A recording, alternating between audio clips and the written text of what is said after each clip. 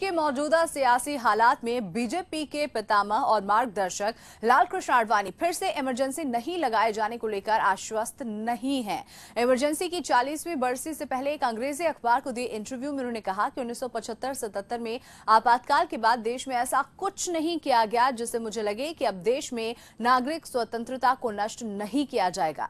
हालांकि कोई भी ऐसा आसानी से नहीं कह सकता, लेकिन मैं ऐसा नहीं कह सकता कि ऐसा फिर से नहीं होगा। उन्होंने कहा कि मुझे हमारी राजनीतिक व्यवस्था में ऐसा कुछ नहीं दिखता जो मुझे आश्वस्त करता हो। नेतृत्व से भी कोई अच्छा संकेत नहीं मिल रहा है। मैं ये भी नहीं कह सकता कि राजनीतिक नेतृत्व परिपक्व नहीं है, लेकिन इनकी कमियों के कारण विश्वास नहीं होता। आज की तारीख में निरंकुशता के खिलाफ मीडिया काफी ताकतवर है, लेकिन क्या ये लोकतंत्र और नागरिक अधिकारों को लेकर वास्तव में प्रतिबद्ध है, ये मुझे नहीं पता।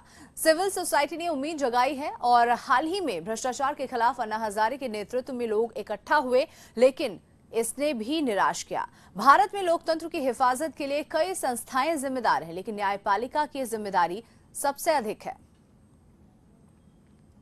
तो ये बातें एक अंग्रेजी अखबार को दिए इंटरव्यू में लालकृष्ण आडवाणी ने कही हैं।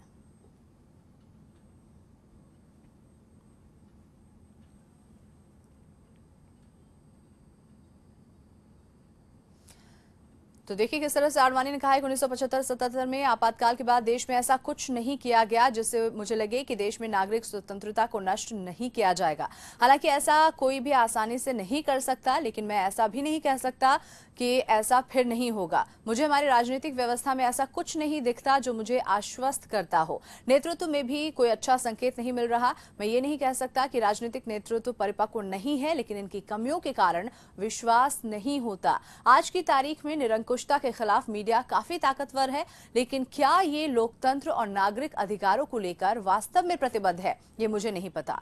सिविल सोसाइटी ने उम्मीदें जगाई हैं और हाल ही में भ्रष्टाचार के खिलाफ अन्ना हजारे के नेतृत्व में लोग इकट्ठे हुए, लेकिन इसने भी निराश किया।